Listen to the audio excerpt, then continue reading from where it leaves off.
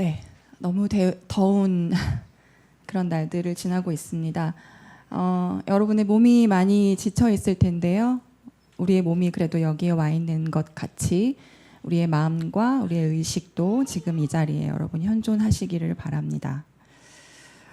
오늘 누가복음에서는 지금 방금 읽은 말씀, 예수님이 여러 마을을 두루 다니시면서 하나님의 나라를 선포하셨을 때 누구와 동행했는지가 나오고 있습니다.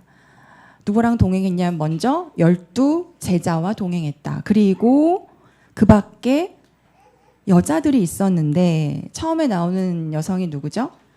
막달라 마리아라는 여인과 요한나, 수산나, 그 밖에 다른 여자들이 있다고 기록하고 있어요. 당시 예수님이 하나님 나라를 선포하면서 마을을 돌아다니실 때에 12 제자만 다닌 게 아니라 이 여인들과 항상 함께 동행하고 있었음을 우리가 분명히 알 수 있습니다. 오늘 특별히 우리가 함께 주목할 사람은 바로 막달라 마리아입니다. 여러분, 막달라 마리아가 누구죠? 여러분은 막달라 마리아를 많이 들으셨을 텐데 어떤 여인이라고 알고 계신가요? 여기 오늘 본문에는 어떻게 돼 있죠? 7 귀신이 떨어져 나간 7 귀신이 예전에 들렸었던 여인이다. 이렇게 복음서를 통해서 우리가 알 수 있죠. 또 막달라 마리아는 어떤 사람인가요? 알고 계시는 게 뭐가 있죠? 네? 부정한 여인. 네, 왜 부정하죠?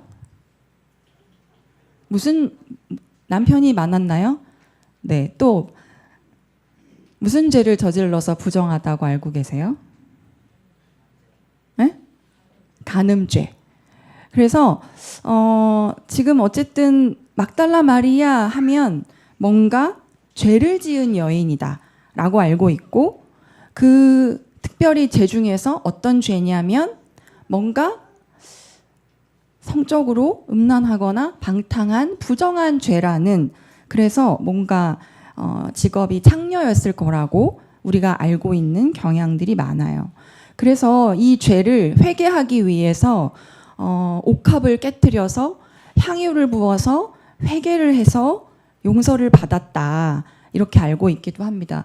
우리가 지난번 제가 설교했을 때 향유를 부은 여인에 대해서 이야기를 했는데, 그런 여인으로 막달라 마리아를 알고 있거나, 아니면 이제 요한복음 8장에 보면 간음하다가 잡힌 여인 있죠.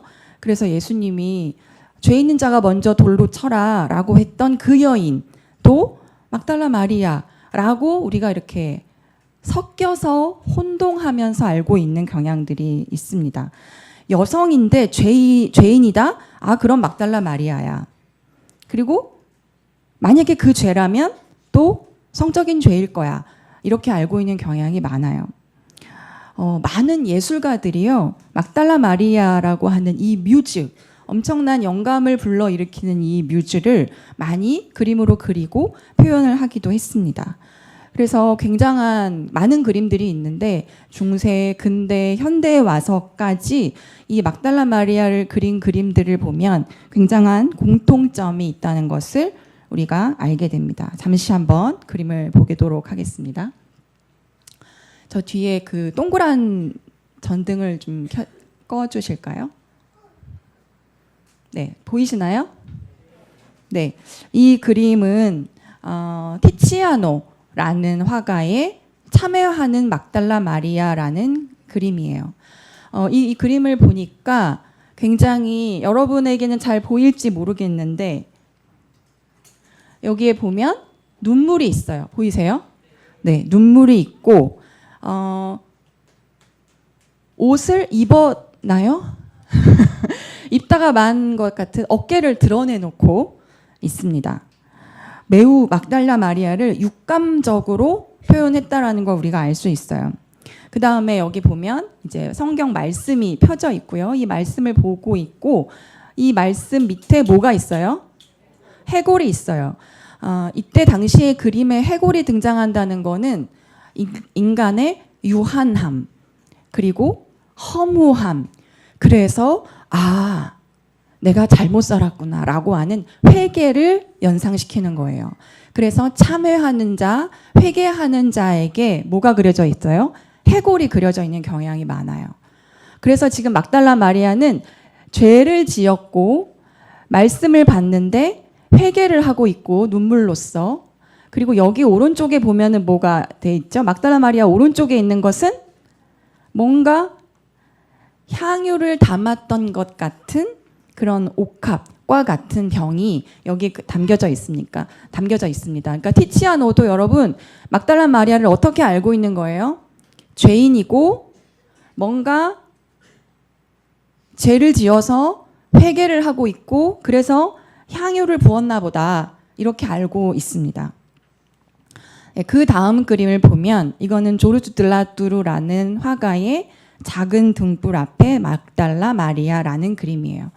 이 그림에서도 어깨를 어떻게 하고 있죠? 드러내놓고 있어요. 어깨를 드러내놓고 있다라는 것. 그리고 여기에도 뭐가 올려져 있어요? 여기도 해골이 올려져 있어요. 여기는 촛불을 바라보면서 등불을 바라보면서 막달라 마리아가 뭔가 생각에 잠겨 있고요. 그 다음에 옷을 입었는데 이 밑에 색깔이 무슨 옷이죠? 빨간색 옷을 입고 있어요. 전형적으로 이 그림에서 막달라 마리아라는 여인을 빨간색으로 표시하고 있습니다. 이 빨간색이 뭐예요? 굉장히 유혹적이고 매혹적이고 여성성을 강조하는 그런 색깔이라고 할 수 있어요. 이런 비슷한 점들이 있어요. 다음 그림을 보면 까를로 돌치라는 화가의 또 제목이 뭐예요? 회개하는 막달라 마리아. 이 여인도 무슨 색 옷을 입고 있어요? 빨간색 옷을 입고 있고 여기에 또 뭐가 있어요? 해골이 그려져 있어요. 그리고 또 어깨를 또 어떻게 하고 있어요? 드러내놓고 있어요. 굉장히 비슷한 공통점들이 있죠. 그래서 눈물을 흘리면서 뭔가 손수건으로 눈물을 닦다가 고뇌와 근심에 가득 찬, 자신의 죄 때문에 고뇌와 근심에 가득 차 있는 것처럼 보이는 회개하는 막달라 마리아를 그렸습니다. 마지막 그림은 안토니오 치세리라는 그 화가의 그림이에요. 이거는 거의 19세기 그림이에요. 지금까지 그림은 티치아노가 이제 16세기, 그리고 나머지 그 두 개의 그림은 16세기인데 안토니오 치세리의 그림은 19세기의 그림인데 그래서 좀 현대적으로 보이기도 하죠. 그런데 또 무슨 색 옷을 입고 있어요? 또 빨간색 옷을 입고 있고 긴 머리를 늘어뜨린 채 어깨를 드러내놓고 있어요. 그러면서 손으로 얼굴을 가리면서 뭔가 슬퍼하고 있는 것처럼 보이며 맨발인 채로 신 없이 그렇게 땅을 밟고 있는 그런 모습을 보이고 있습니다. 풍성하고 긴 머리카락을 이렇게 굉장히 많이 보여주고 있는 그림이에요. 여러분 지금 우리가 보았던 이 그림들 같은 경우가 막달라 마리아에 대한 전형적인 이미지라고 얘기할 수 있습니다. 그런데 그렇다면 정말로 막달라 마리아가 그렇게 이 그림에서처럼 뭔가 죄를 지었고 성적으로 음란하고 그래서 방탕했던 창녀였을까라고 하는 거를 성서에서 찾아봤으면 좋겠어요. 일단 막달라 마리아일 거야 라고 보통 알려져 있는 누가복음 7장을 살펴보겠습니다. 누가복음 7장 37절에서 38절. 누가복음 7장 37절에서 38절을 같이 읽어보겠습니다. 시작. 그런데 그 동네에 죄인인 한 여자가 있었는데 예수께서 바리새파 사람의 집에서 음식을 잡숫고 계신 것을 알고서 향유가 담긴 옥합을 가지고 와서 예수의 등 뒤에 발 곁에 서더니 울면서 눈물로 그 발을 적시고 자기 머리털로 닦고 그 발에 입을 맞추고 향유를 발랐다. 자, 죄인인 한 여자가 예수님께 향유를 들고 와서 발에 붓고 또 자기가 울면서 머리털로 그것을 닦았다는 이야기가 누가복음에 있습니다. 여러분 여기에 이 여인의 이름이 나와요, 안 나와요? 나오지 않아요. 그냥 죄인인 한 여자예요. 자, 또 한 군데 찾아볼게요. 요한복음 12장 1절부터 보겠습니다. 요한복음 12장 1절부터 3절까지 볼까요? 12장 1절부터 3절까지 시작. 6월절 엿새 전에 예수께서 베다니에 가셨다. 그곳은 예수께서 죽은 사람 가운데서 살리신 나사로가 사는 곳이다. 거기서 예수를 위하여 잔치를 베풀었는데 마르다는 시중을 들고 있었고 나사로는 식탁에서 예수와 함께 음식을 먹고 있는 사람 가운데 끼어 있었다. 그때에 마리아가 매우 값진 순 나드 향유 한 근을 가져다가 예수의 발에 붓고 자기 머리털로 그 발을 닦았다. 온 집안에 향유 냄새가 가득 찼다. 자, 여기에 나와 있는 이름은 누구예요? 마리아예요. 근데 이 마리아는 어떤 마리아죠? 나사로와 마르다의 자매, 형제인 오빠 나사로와 언니 마르다를 가지고 있는 그 마리아입니다. 여러분, 이 마리아가 막달라 마리아인가요? 아닌 것 같아요. 네, 한번 한 군데 더 찾아보겠습니다. 마가복음 15장 40절. 마가복음 15장 40절.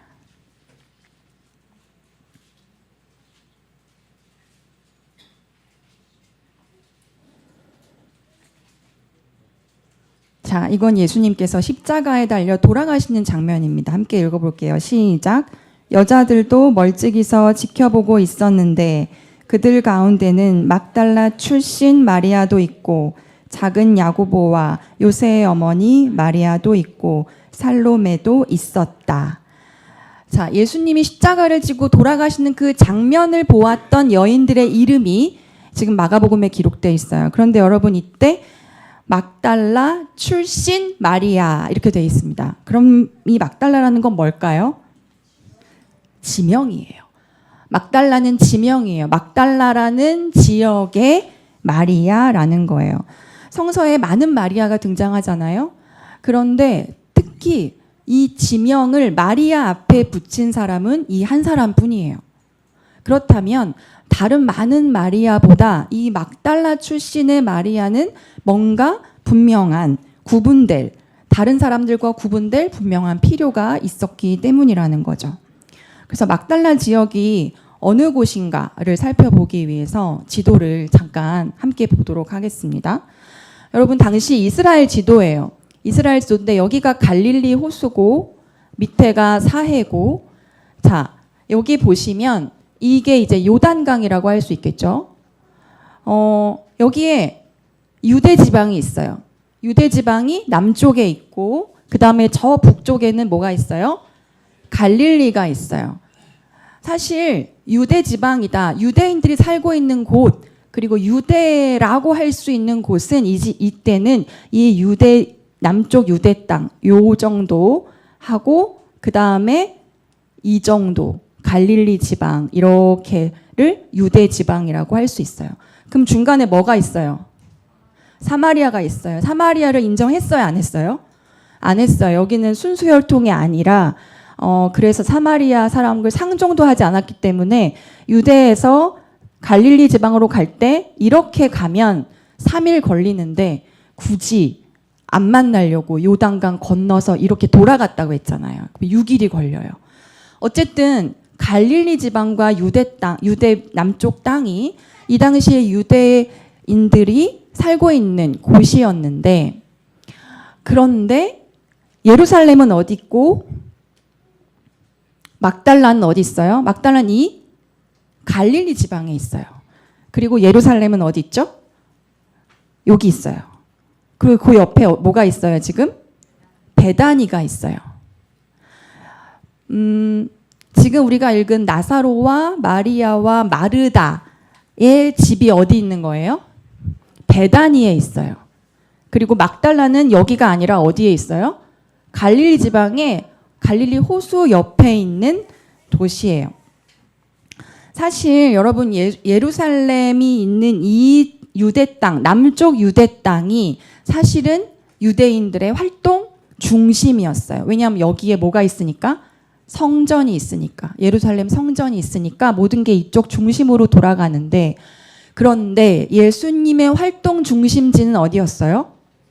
갈릴리였어요. 이쪽 북쪽이에요. 갈릴리.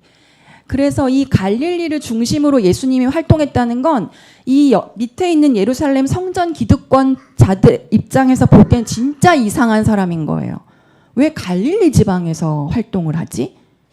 왜냐하면 갈릴리는 유대에서는 변방이고 중심에서 멀어진 땅이고, 그래서 차별받고 억압받아도 되는 땅이었고, 위에 있는 이방 땅에 있는 많은 사람들이 이쪽에 이주해서 살았기 때문에 이방인들이 많은 곳이야 라고 해서 멸시했단 말이에요.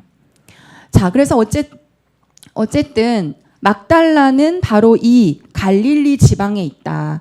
이 갈릴리 지방의 요 그림을 조금 더 확대해서 보여드리는 거예요. 갈릴리 지방에 예수님이 태어나신 곳은 베들레헴이지만 예수님의 고향인 나사렛도 있고, 가나라는 혼인잔치가 있었던 곳도 있고, 가버나움은 예수님이 많은 병자들을 고쳐줬던 곳이고, 베드로의 장모도 고치고, 벳세다, 이 벳세다는 여러분 들어보셨죠? 벳세다에서 어떤 이적이 일어났죠? 오병이어의 이적이 바로 벳세다에서 일어났어요. 이 곳에서 예수님이 많이 활동하셨고, 막달라는 거기 갈릴리 호수에 있었던 하나의 작은 도시였단 말이에요. 그러니까 사실 여러분, 베다니의 마리아와 막달라의 마리아는 다른 사람이에요. 우리가 혼동하면 안 된다는 거예요. 다른 지역이라는 걸 알 수 있어요. 자, 그러면 실제로 막달라 마리아가 성서에서 어떤 증언을 통해서 막달라 마리아가 어떤 사람인지를 보여주고 있는지 조금 더 찾아보겠습니다. 우리가 지금 보았던 마가복음서 15장 47절을 한번 보겠습니다. 네, 이제 불을 켜주실까요?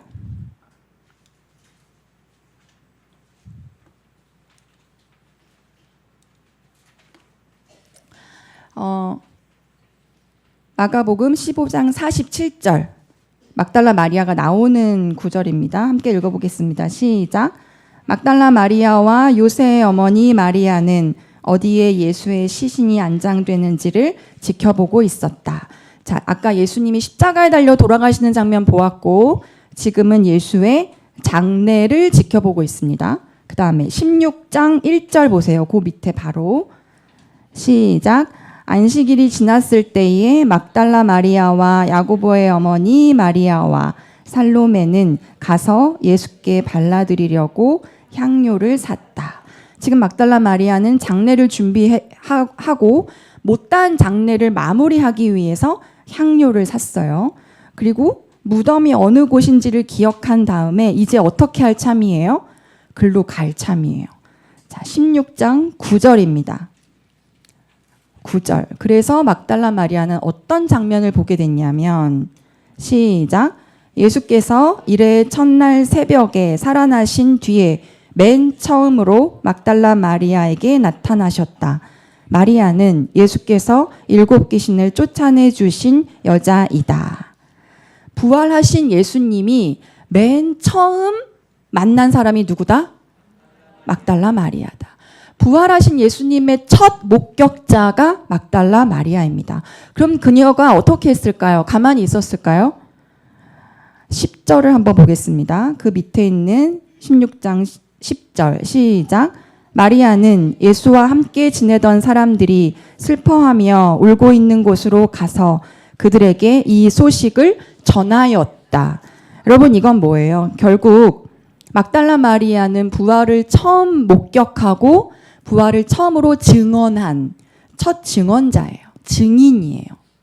막달라 마리아의 증언이 없었다면 여러분, 기독교는 없었을 수 있어요. 부활하신 예수님을 전한 그녀의 증인, 그 증언이 없었다면. 여러분이 막달라 마리아가 등장하는 성서 어느 곳에서도 이 여인이 죄를 지었다 또는 창녀다, 부정한 여인이다라고 하는 언급은 어디에도 없습니다. 도리어 막달라 마리아가 예수님과 함께 당당하게 제자로서 활동했고 예수님이 십자가에 달려 돌아가실 때 남은 성제자들은 다 뿔뿔이 흩어졌지만 바로 그곳을 끝까지 지켰던 여성이며 그것도 더해서 부활하신 것을 처음 보게 된, 그리고 남성 제자들에게 예수님의 부활을 도리어 전한 여인이 바로 막달라 마리아라는 것을 우리는 알 수 있어요. 그런데 왜 우리가 그녀를 이렇게 알고 있냐는 거예요. 또한 여러분 만약에 부활한 걸 처음 만난 여인이 막달라 마리아인데 이 여인이 그렇다면 부활을 증언하면서 초대교회가 만들어지고 초대교회가 형성되고 선교가 막 이루어지는 그 시대에 베드로와 같은 굉장한 중추적인 역할을 하지 않았을까요? 그런데 여러분 막달라 마리아는 여기서 끝나요. 사도행전 이후에 어느 곳을 찾아봐도 막달라 마리아에 대한 이야기의 기사는 없습니다. 막달라 마리아는 갑자기 여기서부터 사라지기 시작해요.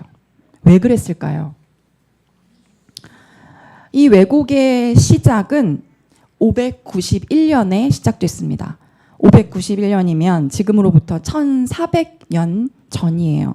그때 당시 굉장히 지금도 칭송을 많이 받고 있는 교황 그레고리우스 1세, 그 교황이 막달라 마리아에 대해서 설교한 적이 있습니다. 본인의 40편 중에서 설교를 33번째 했던 설교가 막달라 마리아에 대한 것인데 이렇게 얘기했어요. 우리는 이 여인이 누가복음의 죄 많은 여인, 아까 읽었죠? 그 다음에 요한복음이 마리아라고 부르는 그 여인이자 마가복음에서 7 귀신을 쫓아내줬다고 말하는 그 마리아임을 믿습니다. 이렇게 얘기해버렸어요. 누가복음의 죄인과 베다니의 마리아와 마가복음에서 말하는 7 귀신을 쫓아내준 이 막달라 마리아가 어떻다고요? 동일인이다. 같은 사람이다. 라고 설교했어요. 성서와 전혀 상관없는 막달라 마리아를 만들었어요. 그러면서 이 7 귀신이 죄가 아니고 뭐겠습니까? 이건 죄다. 그리고 이 죄 중에 어떤 죄겠느냐? 금지된 성적인 행위를 했을 거다. 그리고 부끄럽게 자기를 치장하고 그 성적인 행위하는 것을 들키지 않으려고 향유를 사용했을 거야. 그런데 이제 그 향유를 어떻게 하고 있느냐면 예수님께 바치고 있는 거다 하면서 막달라 마리아가 7 귀신 들렸던 것은 7가지 큰 죄를 지은 것이고 그 중에 가장 큰 죄가 창녀로서 성적인 죄를 저지른 것이라고 해석했어요. 근데 이제 그녀가 눈물을 흘리면서 고해성사를 한다고 얘기하죠. 고해성사하고 회개해서 예수님께 구원을 받았다라고 설교한 겁니다. 여러분 당시 591년이면 6세기잖아요. 인쇄술이 나왔어요, 안 나왔어요? 인쇄술 나오기 1000년 전이에요. 그러면 성서는 양피지나 파피루스 이런 거에 쓰여진 채로 성경이 있고 그 성경은 어디에만 있냐면 교회나 수도원에만 있고 누구만 읽을 수 있어요? 사제와 학자들만 읽을 수 있어요. 수도원에 있는 분들만. 일반 사람들은 그때 성경을 읽을 수 없으니 어떻게 하는 거예요? 듣는 거예요. 열심히 듣고 들은 것을 그대로 믿을 수밖에 없었던 것이죠. 이 그레고리우스 1세의 이런 왜곡된 설교는 당시 가부장적인 통념 그 속에서 여성에 대한 사회적 편견이 얼마나 지대했는지를 너무나 잘 보여주고 있습니다. 그래서 부활의 첫 증인이자 예수님의 당당한 제자였던 막달라 마리아가 이 사람의 설교 이후에 1400년 동안 창녀라는 오명을 뒤집어 쓰게 된 거예요. 이보다 더 끔찍한 오해는 없을 것 같습니다. 7 귀신으로부터 해방되었던 막달라 마리아가 가부장적인 차별과 편견이라는 오히려 더 지독한 귀신에게 1400년 동안 시달린 것만 같습니다. 이게 잘못됐다라는 것을 알았겠죠. 그런데 1400년이 지나서야 카톨릭 교회는 1969년에 이르러서야 그레고리우스의 1세의 설교가 잘못되었다라는 것을 공식적으로 인정하고 그것을 철회했습니다. 여러분, 그러나 그것을 공식적으로 철회했으나 사람들의 머릿속에 각인된 이 막달라 마리에 대한 상은 잘 수정되지 않죠.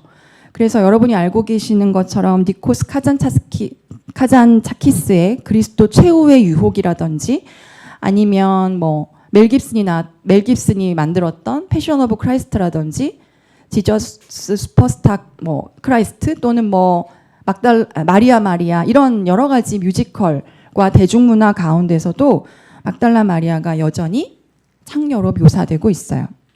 그리고 실제로 지금도 우리는 아직도 이 찬송가를 부르고 있습니다. 찬송가 211장. 211장을 보면 어떻게 돼 있죠?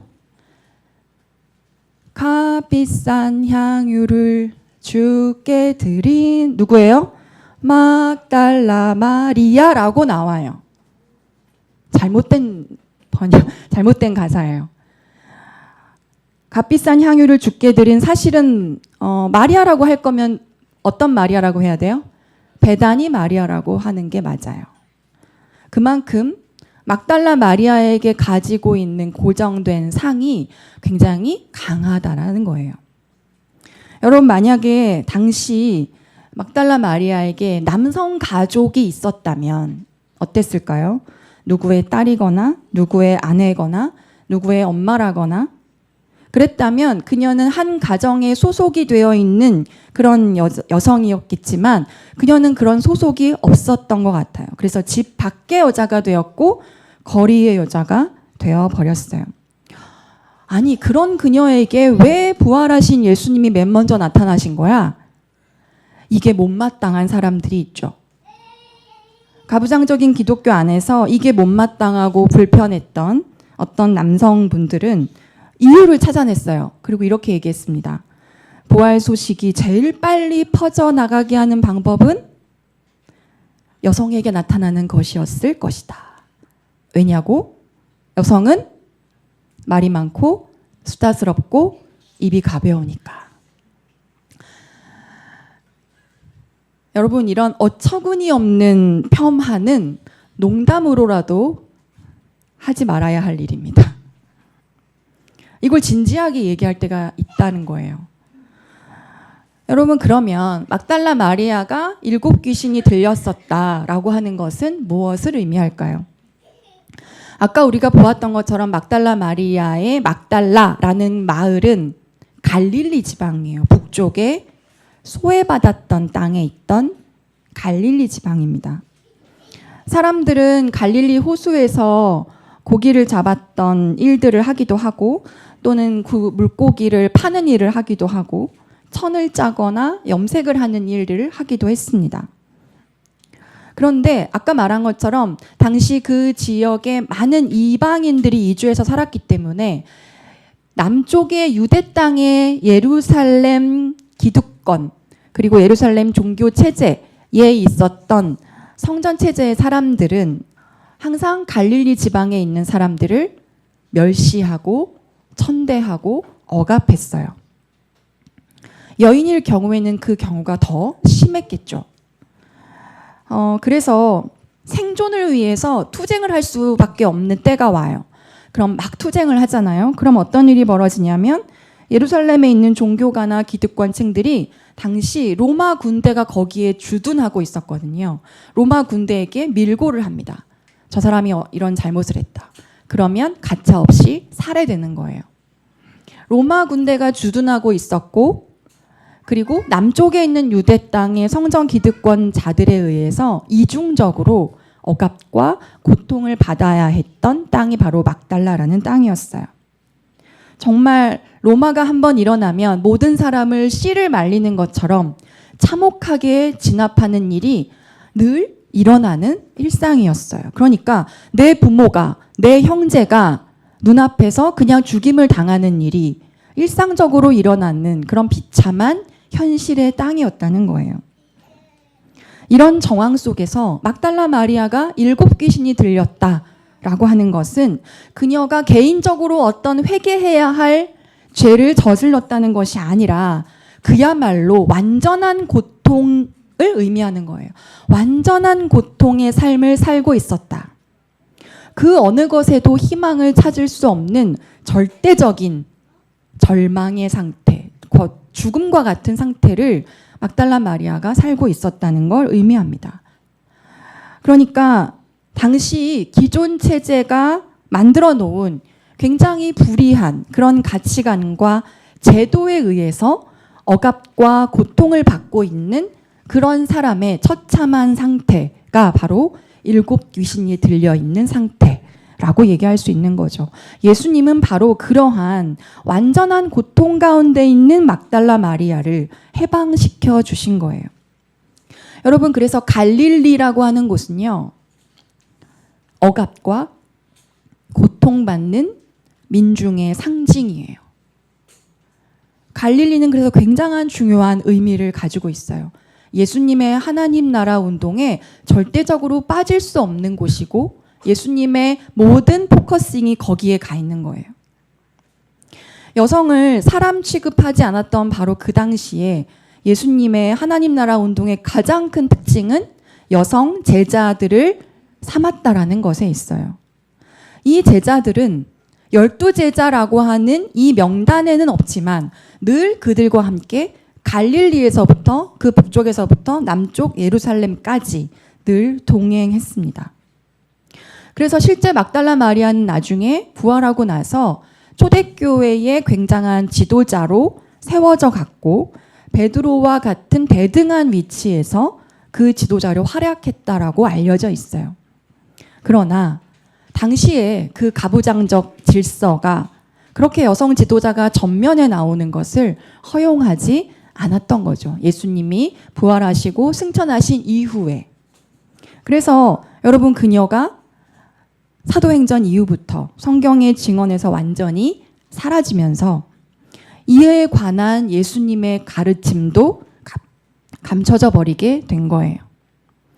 그래서 여러분, 우리는 성경을 읽을 때 그 행간 속에 숨겨진 이야기, 그리고 그 속에 사라진 사람을 살펴볼 수 있어야 합니다. 그것이 예수님의 정신을 복원하는 거예요. 그곳에 바로 하나님 나라의 가르침이 있기 때문입니다. 지난 7월 21일은 김민기 님의 별세 소식이 있었습니다. 여러분도 잘 아시죠? 모두가 세상의 중심을 탐하고 그곳을 향하려고 할 때 무대 뒤에 항상 낮은 자리에 그곳에 앉아 있기를 고수했던 사람이에요. 공식적으로는 무교라고 알려져 있지만 저는 이분의 삶이 대단히 신앙적이라고 생각합니다. 학전이라고 하는 대학로 소극장을 통해서 많은 배우들을 키워냈고요.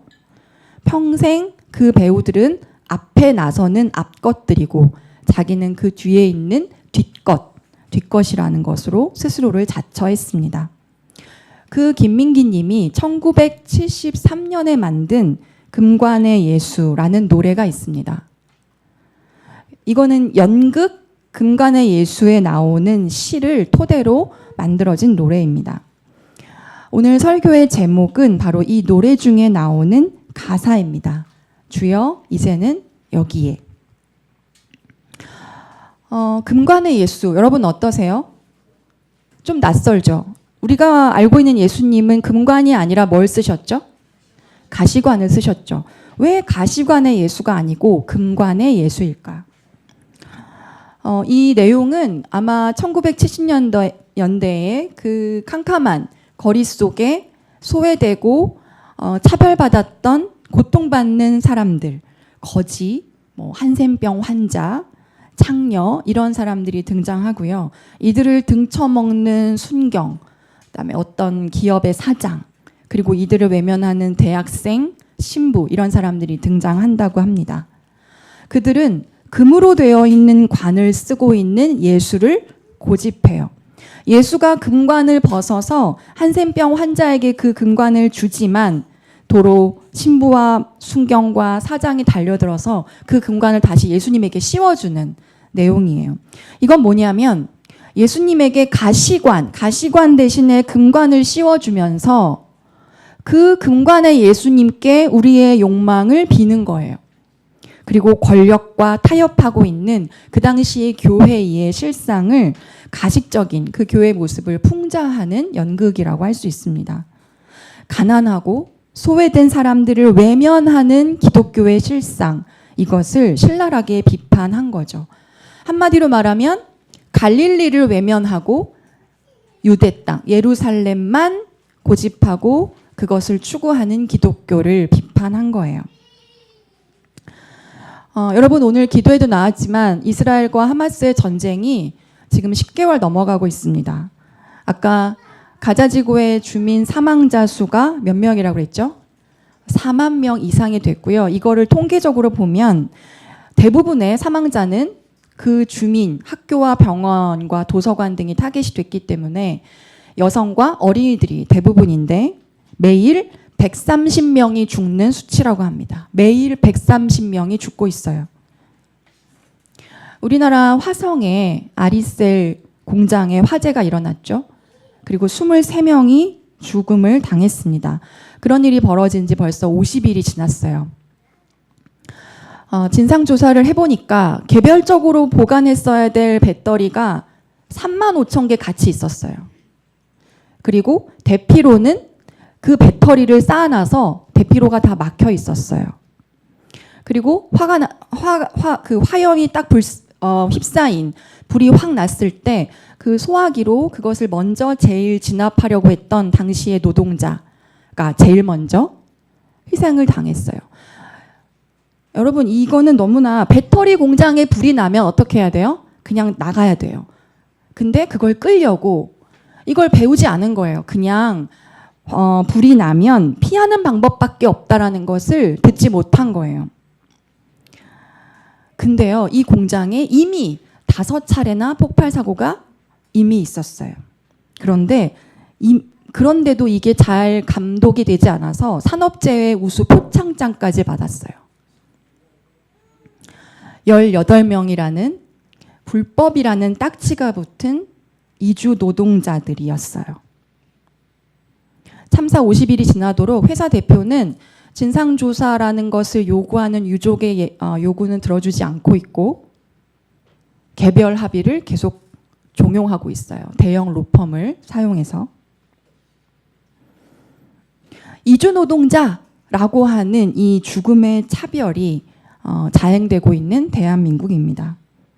그리고 지난 8월 9일에는 우리가 그냥 매일 타고 다니는 지하철 구로역에서 선로에서 작업하던 코레일 직원 2명이 사망했습니다.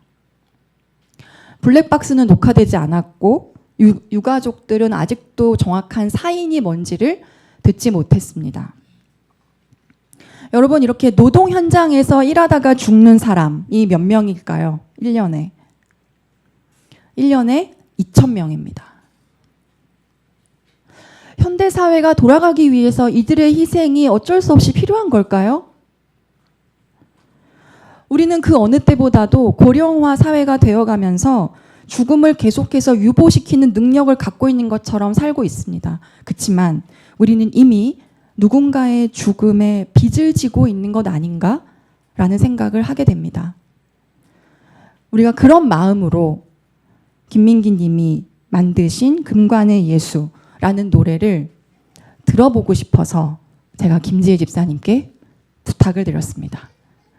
금관의 예수란 노래 한번 함께 들어보고 있다가 우리가 함께 찬양을 해보도록 하겠습니다.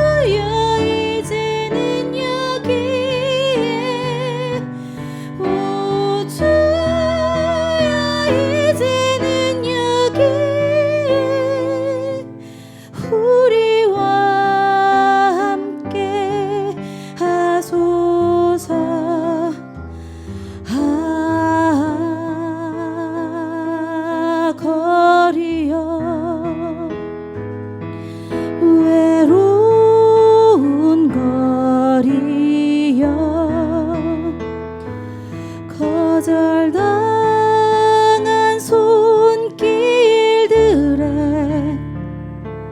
캄캄한 저 곤욕의 거리 어디에 있을까? 천국은 어디에? 죽음 저편 푸른 숲에 거기에 있을까? 오 주여 이제는 여기에 오 주여 이제는 여기에 오 주여 이제는 여기에 우리와 함께 오 주여 이제는 여기에 오 주여 이제는 여기에 오 주여 이제는 여기에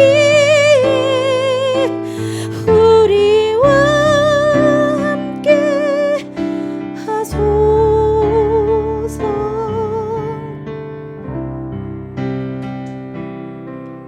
여기에 오 주여 이제는 여기에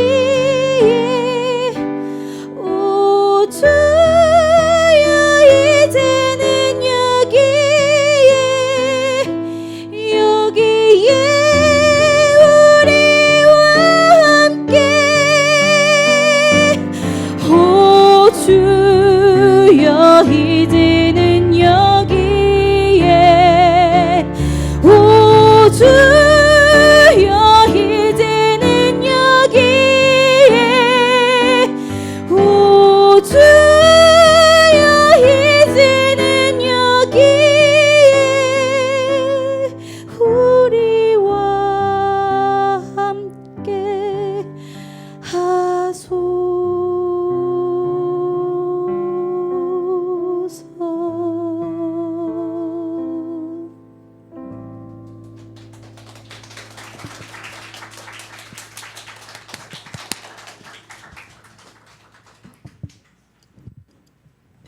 감사합니다. 네, 이 1970년대 만들어졌던 이 독재 시대의 그 피눈물을 노래하던 이 가사가 2024년 지금 이 땅에서도 여전히 유효하다는 사실이 참으로 뼈아프게 개탄스럽습니다. 오늘 로마서에서는 이렇게 말씀하십니다. 여러분의 몸을 하나님께서 기뻐하실 거룩한 산 제물로 드리십시오. 이것이 여러분이 드릴 합당한 예배입니다. 여러분은 이 시대의 풍조를 본받지 말고 마음을 새롭게 함으로 변화를 받아서 하나님의 선하시고 기뻐하시고 완전하신 뜻이 무엇인지를 분별하도록 하십시오.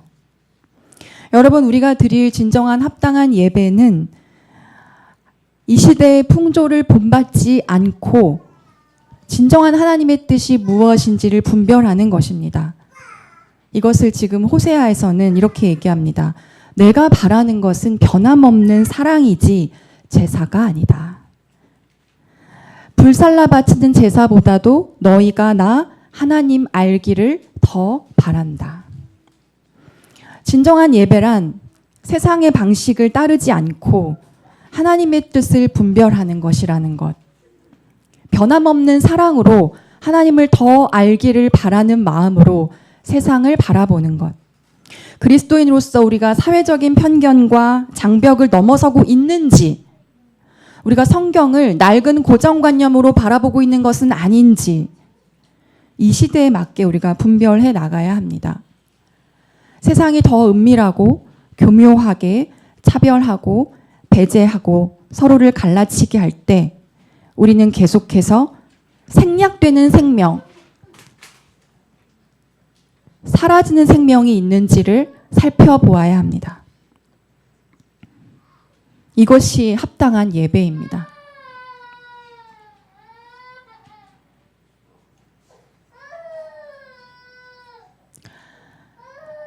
막달라 마리아는요, 2016년에 현재 교황 프란체스코 교황의 교령을 통해서 성녀에서 사도로 격상되었습니다. 공식적으로. 그래서 사도 중에 사도다. 건이 들어가서 앉을까요? 사도 중에 사도다. 그래서 마리아는 이제 13번째 제자, 13번째 사도가 되었어요. 지금 우리가 사는 이 시대는 예수가 가시관을 쓰고 있는 모양새가 마음에 들지 않을 겁니다. 그걸 내려놓고 번쩍번쩍 빛나는 금관을 씌워놓고 싶어하는 인간의 욕망이 있습니다. 그러나 여러분, 우리가 금관의 예수를 믿는 한 막달라 마리아는 여전히 창녀라는 시선에서 벗어나지 못할 겁니다. 우리가 금관의 예수를 붙드는 한 가자지구의 희생자는 계속 늘어갈 겁니다. 우리가 금관의 예수를 붙드는 한 노동자들의 죽음은 잊혀지고 말 거예요. 우리가 금관의 예수를 붙드는 한 주님은 결코 여기에 오실 수 없어요. 마가복음 16장 7절에 이런 말씀이 있습니다. 그러니 그대들은 가서 그의 제자들과 베드로에게 말하기를 그는 그들보다 먼저 갈릴리로 가실 것이니 거기에서 그를 볼 것이라고 하시오. 예수님이 부활하셔서 이 막달라 마리아라는 여인들에게, 막달라 마리아와 여인들에게 어디로 먼저 갈 거라고 얘기하셨어요? 갈릴리로 갈 것이다. 부활하신 예수님은 갈릴리의 여성들에게 내가 이제 곧 먼저 갈릴리로 갈 것이라고 얘기해 주셨어요. 억압과 고통의 상징인 갈릴리로 부활하신 예수님이 먼저 가십니다. 우리도 이 시대의 갈릴리로 돌아가야 해요. 주여, 이제는 여기에.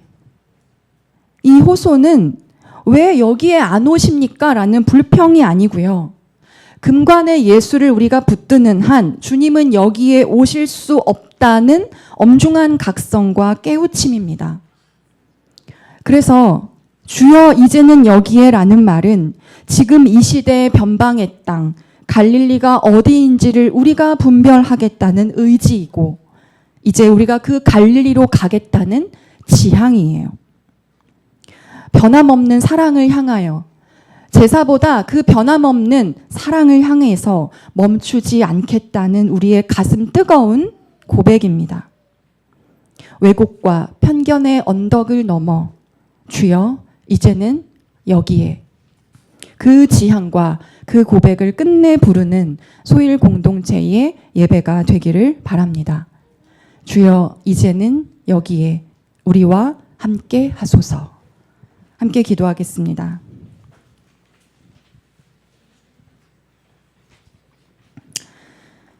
자비하신 하나님, 그 어느 것에도 희망이 없던 갈릴리의 여인 막달라 마리아에게 주님이 희망과 해방이 되어 주셨습니다.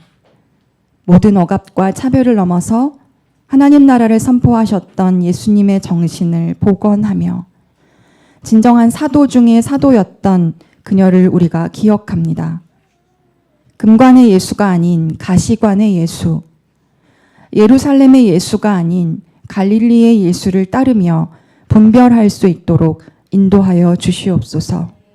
그리하여 주여 이제는 여기에 우리와 함께 하소서. 예수 그리스도의 이름으로 기도합니다. 아멘.